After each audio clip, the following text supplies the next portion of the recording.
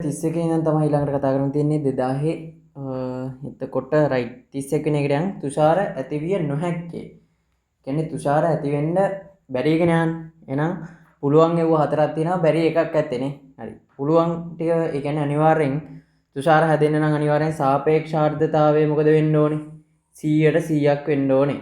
හරිද? සාපේක්ෂ ආර්ද්‍රතාවය 100ට 100ක් වෙන්න ඕනේ. සාපේක්ෂ ආර්ද්‍රතාවය 100ට 100ක් නම් මොන උෂ්ණත්වය වැඩි වුණත් අඩු වුණත් අනිවාර්යෙන් මොකද වෙන්නේ? තුෂාර තැම්පත් වෙනවා. හරිද? තුෂාර තැම්පත් වෙනවා. ඒක හරි. අනිත්. එතකොට ඒකත් එක්කම බලද්දි මෙන්න මේ හතරවෙනි එක බලන්නකො. හතරවෙනි එකත් කියන්නේ මොකද්ද?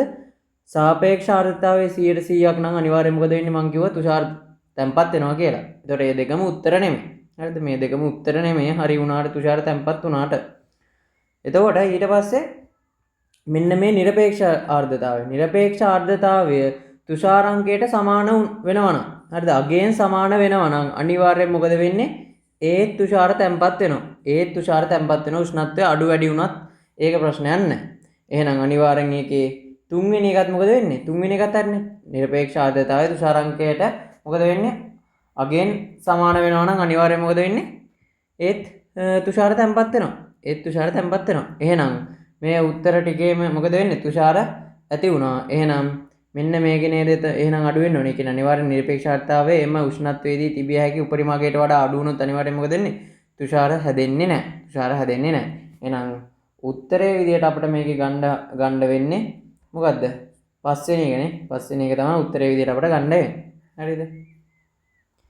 32 වෙනි එක කතා කරන්න යන් ඇදි තන්තුවක් මත රූපය පෙන්වා ඇති පරිදි තීටයක් තරංග ස්පන්දයක් ගමන් කරයි. එතකොට මෙතන මේ ඔයාලා මං හිතනවා මේ කියවලා ඇති කියලා.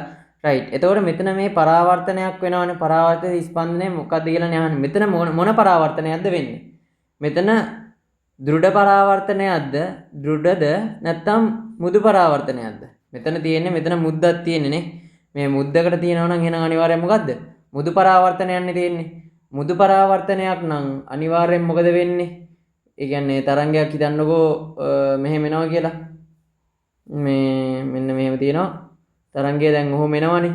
ඔන්න ඔය එන තරංගය මේ පැත්තට ටිකක් උල් වෙන්න ඔහොම එනවා කියලා හිතන්නකෝ. ඔන්න ඔහොම ත්‍රිකෝණයක් එනවා කියන්නකෝ. මෙන්න මේ එන ත්‍රිකෝණය මුදු පරාවර්තනය නම් අනිවාර්යෙන් මොකද වෙන්නේ? පැත්ත මාරු වෙනවනේ. මේ එන පැත්ත මාරු වෙලා මේක අයිත් ඔහොම යනවා. පැත්ත මාරු වෙලා අයිත් ඔහොම යනවා මුදු පරාවර්තනය. මේ මුදු පරාවර්තනය. හැබැයි දෘඩ පරාවර්තනයක මෙහෙම එකක් ආවොත් මොකද වෙන්නේ? ඒකේ පැත්තත් මාරු වෙනවා උඩ යටත් මාරු වෙනවනේ. ඒ කියන්නේ මේකේ උඩ යටත් මාරු වෙනවා. මෙන්න මේ විදිහට තමයි ඒ කියන්නේ පැත්තත් මාරු වෙලා උඩ යටත් මාරු වෙනවා. අන්න ඒ විදිහට තමයි මුදු පරාවර්තනය යන්නේ. මේ මුදු මේ දෘඩ පරාවර්තනය. හරිද? මේ මුදු පරාවර්තනය මේ දෘඩ පරාවර්තනය. ඒතර මෙතන මුද්දක් ඉඳ මුදු පරාවර්තනයක් තියෙන්නේ. එහෙනම් අනිවාර්යයෙන් මොකද පැත්ත මාරු වෙන එක විතරයි වෙන්නේ. අරක දෘඩ පරාවර්තනය නම් අනිවාර්යයෙන් මොකද වෙන්නේ? පැත්තයි උඩයි යටයි දෙකම මාරු වෙනවනේ. පැත්තයි උඩයි යටයි දෙකම මාරු වෙනවා. හරිද? එතකොට අපි බලමු මෙතන මොකක්ද අපිට ගන්න පුළුවන් රූප සටහන විදියට එන්නේ. අනිවාර්යෙන් මොකද වෙන්නේ මේකේ? මුදු පරාවර්තනයක් වෙන්නේ නේ. මුදු පරාවර්තනයක් වෙනවා නම් මොකද වෙන්නේ? පැත්ත මාරු වෙනවා. පැත්ත මාරු වෙලා මෙන්න මෙහෙම මේක මෙහෙම තියෙනවා නම් මෙන්න මේ විදියට ඔහොම යනවා. ඔන්න ඔහොම යන එකක් තමයි තියෙන්නේ. එතකොට මේ දෙවෙනි එක තමයි ගන්න වෙන්නේ නේ. දෙවෙනි එක තමයි ගන්න වෙන්නේ. තුන්වෙනි එකේ 33 වෙනි එකේ අපිට කියනවා මොකද්ද? A නම් භූස්ථාවර චන්ද්‍රිකාවක අරය RA කියලා තියෙනවා. කක්ෂය ගමන් කරයි. එතකොට B නම් වූ තවත් භූස්ථාවර චන්ද්‍රිකාවක ස්කන්ධය A ස්කන්ධය මෙන් දෙගුණයකි. B චන්ද්‍රිකාවේ කක්ෂය අරය. අනිවාර්යෙන් භූස්ථාවර කිව්වාම කෙලින්ම මොකද වෙන්නේ? අනිවාර්යෙන් ස්කන්ධයෙන් ස්වායක්තයි. මොකද ස්කන්ධයෙන් ස්වායක්තයි. අපි ගන්න එකේ සමීකරණයක් තියෙනවා. ඒක ඔප්පු කරලා ගන්න ඕනේ. මොකද්ද? කේන්ද්‍රය දෙසට x සමාන m දාලා තමයි ගන්න ඕනේ. එතකොට මෙන්න මෙහෙම සමීකරණයක් තියෙනවා සමානයි gm බෙදීම 4i 5 වර්ග වතාවක් t වර්ග කියලා. ඉතින් මේකෙන් ඒ අදාළ ස්කන්ධය අදාළ වෙන්නේ නැහැ. හරිද? ඒ කියන්නේ චන්ද්‍රිකාවේ භූස්ථාවර චන්ද්‍රිකාවේ ස්කන්ධය අපට අදාළ වෙන්නේ නැහැ. හරිද? ඒකින්ද ඒ අනිවාර්යෙන් එකම ලක්ෂයක තමයි එකම දුරින් තමයි තියෙන්නත් ඕනේ. එතකොට එහෙනම් අනිවාර්යෙන් මේකේ මොකද වෙන්නේ? මේ අරය කියන එක වෙනස් වෙන්නේ නැහැ ස්කන්ධයේ දෙගුණ කරා කියලා. ස්කන්ධයෙන් ස්වයක්තයි. ඒ කියන්නේ ස්කන්ධේ බලපාන්නේ නැහැ. එහෙනම් RM අපිට ගන්න පුළුවන්. RM අපිට ගන්න පුළුවන්. හරිද? රයිට්. අපි යන් 34 වෙනි එක. 34 වෙනි එක පොඩ්ඩක් මෙහෙම තියෙන්නේ. හරිද? I ධාරාවක් සංයුත පුඩුවක් වටා රූපේ දක්වා ඇති පරිදි තියෙනවා කියන චුම්බක ශාව ඝනත්වය අහන්නේ මෙන්න මෙතන තියෙන. චුම්බක ශාව ඝනත්වය තමයි අහන්නේ මෙන්න මෙතන තියෙන. එතකොට මේ කෑල්ල දැන් මෙතන මෙහෙම තියෙනවනේ. මෙන්න මේ තියෙනවා මේක මෙහෙම තියෙනවා. මෙන්න මේ කෑල්ල මෙන්න මෙතන තියෙන මේ කෑල්ල මෙන්න මේ තියෙන කෑල්ල මෙන්න මෙතෙන්ට සම්බන්ධ කරොත් ඕක සම්පූර්ණයෙන් මෙහෙම වෙනව නේද? මෙන්න මෙහෙම අර්ධයක් වෙනවනේ. අර්ධ වෘත්තයක් වෙනවා. මෙන්න මේ විදිහට අර්ධ වෘත්තයක් වෙනවා. මෙන්න මේ තියෙන කෑල්ල මෙන්න මෙතෙන්ට ගෙනල්ලා සෙට් කරොත්. මෙන්න මේ තියෙන කෑල්ල මෙන්න මෙතෙන්ට සෙට් කරොත් මෙන්න මේක අර්ධ වෘත්තයක් වෙනවා. මෙන්න මේක අර්ධ වෘත්තයක් වෙනවා. මේක මොකද වෙන්නේ? මෙන්න මෙතන තියෙන කෑල්ල මෙතෙන්ට ගෙනල්ලා සෙට් කරොත් මෙතන පොඩි අර්ධ වෘත්තයක් වෙනවා. මොකද්ද? අරේ R1 වෙච්ච මේක අරේ R2 වෙච්ච අර්ධ වෘත්තයක් වෙනවා. මෙන්න මේ ඔන්න ඕනේ තියෙන්නේ. එතකොට මේකේ මෙන්න මේ කෑල්ල අයින් කරපුවාම ඔන්න ඔය විදිහේ මේ විදිහේ රූප සටහනක් නෙන්නේ. මෙන්න මෙහෙම අර්ධ වෘත්තයක් තියෙනවා. මෙන්න මෙහෙම අර්ධ වෘත්තයක් තියෙනවා. හරිද? එතන මේකේ ධාරාව යන්නේ මෙහෙම. හරිද? ඔන්න ඔහොමනේ යන්නේ. එතකොට මෙතන අර්ධ වෘත්ත දෙකක් තියෙන්නේ. අපි දන්නවා මේ වගේ එක කොහොමද චුම්බක මේ චුම්බක ශාව ඝනත්වය කොහොමද ලියන්නේ? B කියන එකේනා සමානයි mu බෙදීම 4ක් phi. අපි සාමාන්‍යයෙන් ඡාප දිග කොහොමද ලියන්නේ? theta I බෙදීම r කියලානේ. theta I බෙදීම r. හරිද? mu not 4ක් phi වතාවක් theta I බෙදීම r කියලා ලියන්නේ. එතකොට මේකේ තියෙන අර්ධ වෘත්තයක් නේද? එතකොට ඒ කියන්නේ මෙතන තියෙන්නේ phi නේද? ඒ කියන්නේ මුළු එක නම් 2 phi. එතකොට මෙතන තියෙන අර්ධයක් නම් phi නේ තියෙන්නේ. එතකොට මෙතන theta වෙනුවට අපිට දාන්න පුළුවන් මොකද්ද? theta වෙනුවට මෙතෙන්ට දාන්න පුළුවන් phi කියලානේ. phi කියලා දාන්න පුළුවන්. එතකොට අරය මේ අර්ධ වෘත්තය අරය R1. එහෙනම් මේ ධාරාව ඔහොමනේ යන්නේ. ඔහොමනේ යන්නේ. එහෙනම් එකම පැත්තට යන ඉඳ අනිවාර්යයෙන් මොකද වෙන්නේ? mu බෙදීම අර 4ක් phi ඒකත් අර්ධ වෘත්තයක් තියෙන්නේ phi I බෙදීම මොකක්ද දෙන්නේ? R2. එතකොට මේක ගත්තාම එන්නේ mu එළියට ගන්නවා mu I mu not I බෙදීම 4ක් 1යට R1 ධන 1යට R2 මේ සිම්පල් R තියෙන R2 එහෙම ගන්න. එතකොට එහෙම උත්තරයක් මේකේ නෑ. මේක ඕල් දීලා තියෙන ප්‍රශ්නයක්. ඒ වුණාට මම ඒක ගන්න විදිය තමයි ඔයාලට කියලා දුන්නේ. හරිද? අර්ධ වෘත්තයක ඒ කියන්නේ ඡාප දිගක අනිවාර්යෙන් ලියනවා නම් තීව්‍රතාවය ගන්නවා නම් කේන්ද්‍රයේ. හරිද? ඡාප දිග ගන්නවා නම් mu බෙදීම 4ක් phi කෝණය. ඒ කියන්නේ කේන්ද්‍රික ඛණ්ඩයේ කෝණය θ බෙදීම I බෙදීම R. ඔන්න ඔය සමීකරණයෙන් තමයි ගන්නෙ. ඔන්න ඔය සමීකරණයෙන් තමයි ගන්න. හරිද? මම හිතනවා පැහැදිලි ගැතියි. 35 වෙනි එක නස්සස්ස දුරේක්ෂයක් හා සංයුක්ත අන්වේෂය පිළිබඳ කර ඇති ප්‍රකාශන සලකා බලන්න කියලා කියනවා. හරිද? වැඩි විශාලනයක් ලබා ගැනීම සඳහා දුරේක්ෂයේ අවනතේ කාචේ නාභිදුර විශාල විය යුතුව අතර උපනතේ නාභිදුර කුඩා වෙන්න ඕනේ. කොහොමද විශාලනය ගන්නෙ? නක්ෂස්ස දුරේක්ෂයේ විශාලනය ගන්නේ කොහොමද? m සමානයි FO බෙදීම FE. FO කියන්නේ මොකද්ද? අවනත. FE කියන්නේ මොකද්ද? උපනතේ නාභිදුර. හරිද? නාභිදුර. මේකෙත් නාභිදුර.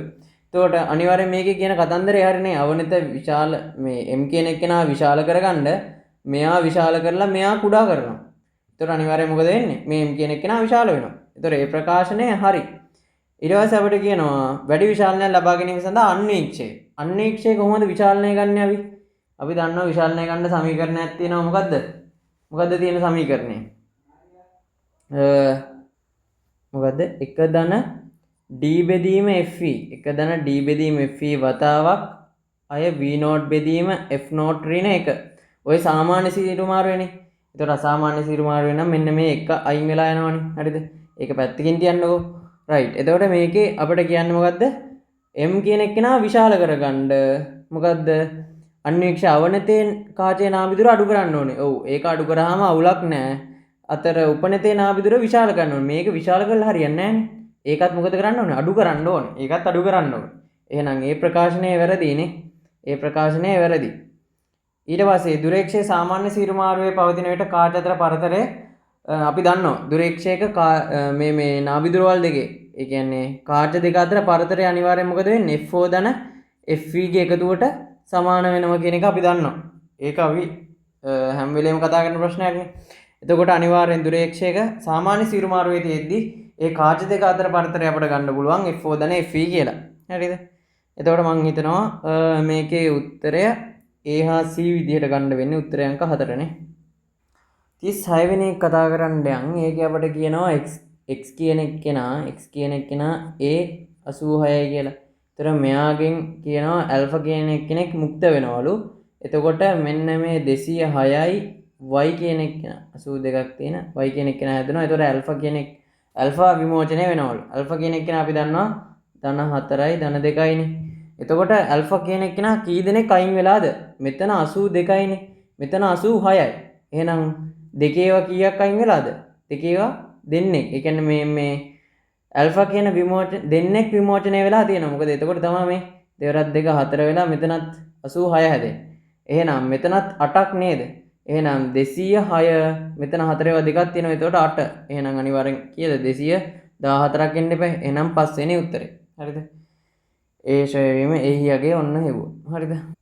ඊට පස්සේ අපිට කියනවා 37 ආලෝක කදම්බය ප්‍රකාශ සංවේදී පෘෂ්ඨයක් මත පතනය වේ. පතනය කදම්බේ තීව්‍රතාවය වෙනස් නොකරන්නේ නම් තප්පරයකදී මුක්ත වන ඉලෙක්ට්‍රෝන සංඛ්‍යාව n පතන ආලෝකයේ සංඛ්‍යාතයේ f සමග විචලනය වන ආකාරය හොඳින් නිරූපණය කරනු ලබන්නේ කුමන ප්‍රස්ථාරයෙන්ද කියනවා. f නෝට් කියන්නේ ප්‍රකාශ සංවේදී ද්‍රව්‍යයේ දේහලී සංඛ්‍යාතය නිරූපණය කරයි කියලා කියනවා. රයිට්. එතකොට මේක ප්‍රකාශ විද්‍යුත් ආචරණය සම්බන්ධ ප්‍රශ්නයන් කියන්නේ. එතකොට තීව්‍රතාවය නියතයි. තීව්‍රතාවය කියන එක්කෙනා වෙනස් වෙන්නේ නැහැ. එතකොට මේකේ අනිවාර්යෙන් F කියන එක්කෙනාගෙන් ඉලෙක්ට්‍රෝන පිට වෙන්න නම් අනිවාර්යෙන් මොකද වෙන්න ඕනේ? F නෝට්ට වඩා F කියන එක්කෙනා වැඩි වෙන්න ඕනේ. එතකොට තමයි ඉලෙක්ට්‍රෝන පිට වෙන්නේ. එතකන් ඉලෙක්ට්‍රෝන මුක්ත වෙනවද? එතකන් ඉලෙක්ට්‍රෝන මුක්ත වෙන්නේ නැහැ. හරිද? එහෙනම් ප්‍රස්ථාර ගත්තාම මේක ගන්න පුළුවන්. හැබැයි හරි. ඊට පස්සේ F නෝට් දක්වා F නෝට් සමාන වෙනවා කියන්නකො F කියන එක්කෙනා. අන්න එතකොට ඉලෙක්ට්‍රෝන පිට කරන්න ගන්නවා. ඒ ඉලෙක්ට්‍රෝන පිට කරන එක අනිවාර්යෙන් මොකද වෙන්නේ? නියතයක් වෙන්න ඕනේ. ඒ ඉලෙක්ට්‍රෝන පිට කරන එක නියතයක්. මොකද වෙන්නේ? ඉලෙක්ට්‍රෝන පිට වෙද්දී චාලක ශක්තිය වැඩි වෙනවා. හැබැයි තීව්‍රතාවයේ නියතින්දා අනිවාර්යෙන් පිට වෙන ඉලෙක්ට්‍රෝන සංඛ්‍යාවත් මොකද වෙන්නේ? නියතයක් වෙන්න ඕනේ. එහෙනම් මේ ප්‍රස්ථාරය ගන්න බෑ. හරිද? මේකත් බිඳුවෙන් පටන් ගෙන තියෙන එකකින්ද කොහොමවත් වැරදි. මේක ගන්නත් බෑ. එහෙනම් මේ 4 වෙනි එක තමයි ගන්න වෙන්නේ. මේකත් වැරදි. එහෙනම් 4 වෙනි උත්තරේ තමයි ගන්න වෙන්නේ. 38 වෙනි එක කතා කරොත් ඒකේ ඔයාලට පරිපතයක් දීලා තියෙනවා විභවමාන පරිපතයක්. එතකොට ඒකේ අපිට කියනවා R ප්‍රතිරෝධයක් ඊට ශ්‍රේණිගතව සම්බන්ධ කරනවා කියලා. මේ E කියන එක්කිනාට ශ්‍රේණිගතව සම්බන්ධ කරනවා. හරිද? ශ්‍රේණිගතව සම්බන්ධ කරනවා R කියන එක්කෙනෙක් කියතන්නකො. එතකොට ඒ R කියන එක්කෙනා සම්බන්ධ කරපුවාම මෙන්න මේ කලින් L වලදී සන්තුලනය වෙලා තිබ්බා. දැන් ඊට පස්සේ දෙකයි L වලදී සන්තුලනය වෙලා. එතකොට මෙතන මුලින්ම අපි ගමුකෝ ඒකක දිගක විභව බැස්ම. ඒක කියන්නේ V බෙදීම L සමානයි K නේ. ඒතර ඒකක දිගක විභව බැස්ම මොකද වෙලා තියෙන්නේ? මෙතන දිග දෙකක් ඇද්දි V බෙදීම දෙකක් L වෙලා. ඒ කියන්නේ ඒකක දිගක විභව බැස්ම මොකද වෙලා තියෙන්නේ? අඩක් වෙලා තියෙනවනේ. භාගයක් වෙලා තියෙනවා ඒකක දිගක විභව බැස්ම. එහෙනම් අපිට මොකද්ද ගන්න පුළුවන්? එහෙනම් අපිට ගන්න පුළුවන් මේකේ ඒකක දිගක විභව බැස්ම අඩක් වෙලා නම් ගලන I මොකද වෙන්නේ? I කියන එකනත් භාගයක් වෙන්න ඕනේ. ගලන ධාරාවත් භාගයක් වෙලා.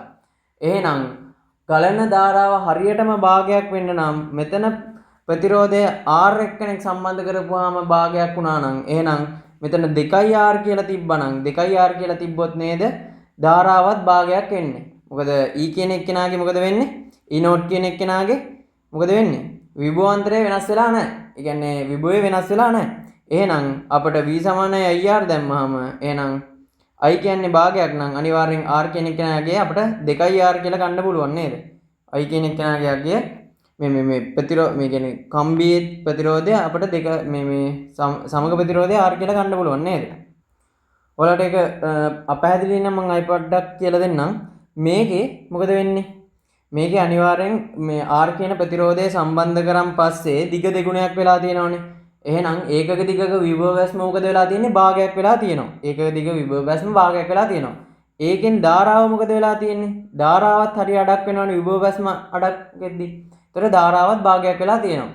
එහෙනම් මෙතන R කෙනෙක් හිටියානම් මේ අපේ මේ කම්බියේ ප්‍රතිරෝධය නහන්නේ. ඒතර කලින් R කියන කෙනා සම්බන්ධ කියන්නේ මේකේ ප්‍රතිරෝධය R කියලා තිබ්බ වෙලාවේ දිග L නේ. එහෙනම් 2R වෙන වෙලාවේ තමයි 2L වෙන්නේ. හරිද? එහෙනම් අනිවාර්යෙන් කම්බියේ ප්‍රතිරෝධය මොකක්ද වෙන්න ඕනේ? R වෙන්න ඕනේ. මම R කියලා ගත්තා. කම්බියේ ප්‍රතිරෝධය R කියලා හිතලා ඊට පස්සේ අපිට ගන්න පුළුවන් මේ ධාරාව අඩක් වෙන්නේ අනිවාර්යෙන් මෙතන 2R තිබ්බොත් නේ. සමග ප්‍රතිරෝධය 2R තිබ්බොත් නේ. right ඒක හින්දා අපිට මේක කියන්න පුළුවන් කම්බියත් අනිවාර්යෙන් එහෙනම් ප්‍රතිරෝධය කීයද r තියෙන්න ඕනේ. මොකද 2r වුණොත් තමයි දිග දෙගුණයක් වෙන්නේ. හරිද? එතකොට මේකේ උත්තරේ දෙක විදිහට තමයි ගන්න වෙන්නේ. ඒකේ හොඳම තර්කය තමයි මේ e node කියන එක නෑ මොකද වෙන්නේ? මේ විභව බැස්ම වෙනස් වෙලා නැහැ කියන ගන්න එක. right. අපි යන් 39 වෙනි එකට. 39 වෙනි කියන්නේ අපට මේ AB අතර විභව බැස්ම තමයි අහන්නේ. AB අතර විභව බැස්ම. එතකොට මෙන්න මේ ලක්ෂ දෙක ගත්තාම මේ ලක්ෂ දෙකේ මෙන්න මේ කෝෂ දෙක මේ කෝෂයයි මෙන්න මේ කෝෂයයි සම්බන්ධ වෙලා තියෙන්නේ සමාන්තරගතව. අපි දන්නවා සමාන්තරගතව කෝෂ දෙකක් සෙට් වෙලා තියෙද්දී ඒකේ අපි සමගය ගන්න කිව්වොත් අපි ගන්න මේකත් E නම් මේකත් E නම් අනිවාර්යෙන් මේ දෙකේ සමගය මොකද වෙන්නේ? E වෙනවනේ. මේකේ සමගය E වෙනවා. එහෙනම් මේ දෙන්නම් වෙනුවට මම එකක් ගන්නවා. මෙන්න මේ එක කෝෂයක් ගන්නවා. E කියලා ගන්නවා. එතකොට මෙහෙම යනවා නම් ඔහොම ධාරාව යනවා නම් මෙන්න මේ දෙක අතර විභවාන්තරය වෙන්නේ මේ E කියන එකයි මේ E කියන දෙන්න කොහොමද දෙන්නේ? මේක නොසලකාරින් මේ ටිකම නොසලකාරින්. එතකොට මෙතන E කියලා දෙන්නෙක් ශ්‍රේණිගතව ඉන්නවා නම් මෙන්න මෙහෙම E කියලා දෙන්නෙක් ශ්‍රේණිගතව ඉන්නවා නම් අපි ඒකේ සමගය ගන්නේ කොහොමද? දෙකක් E කියලා. දෙකක් E. එහෙනම් උත්තරය අංක 4. හරිද? ඊට පස්සේ 40 වෙනි එක ගැන කතා කරන්න. ඒකේ අපෙන් අහන්නේ වෝල්ටීයතා භාජකය. ඒ කියන්නේ මෙන්න මේ V ගෙන් බෙදන්න ඕනේ මෙන්න මේ V නෝට්. හරිද? මම මේකේ මුලින්ම ගන්නම් මෙන්න මෙතන ගත්තාම මේ සම්පූර්ණ මුලින්ම මේවයි ගානක් කරන්න සම්පූර්ණයෙන්ම පරිපතේ. මේකේ සමගය ගන්න ලේසින් සමග ප්‍රතිරෝධය සමගය ගන්න ලේසින් මේ 2R මේ 2R වෙනකොට මොකද්ද? R දැම්මයි. මොකද සමාන දෙන්නෙක් ඉන්නේ දෙකට බෙදෙනවනේ. එතකොට R කියලා ගන්න පුළුවන් 2R R. මෙතන ප්‍රතිරෝධය R. නම් මේ R මෙතන එන්නේ 2R කියලානේ. මේක වෙනුවට 2R කියලා මට දැම්මා කියන්නේ මේ සම්පූර්ණ සෙට් එක වෙනුවට.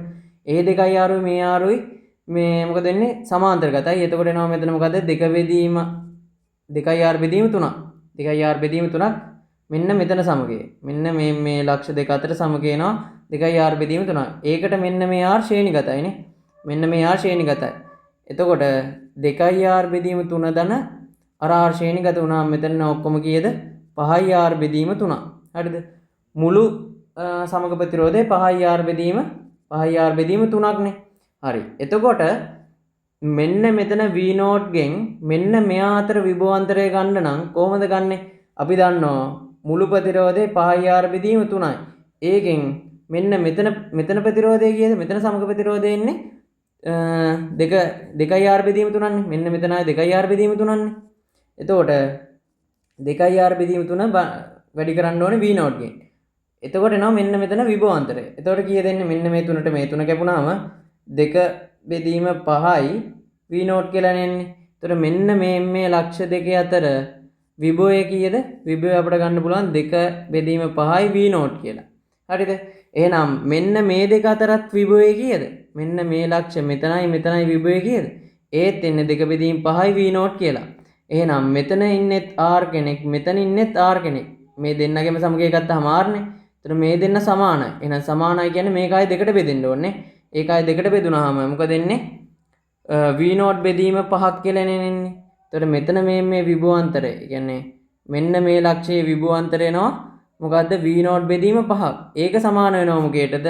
මෙන්න මෙතන V ට. එහෙනම් අපිට කෙලින්ම ගන්න පුළුවන් මොකද්ද?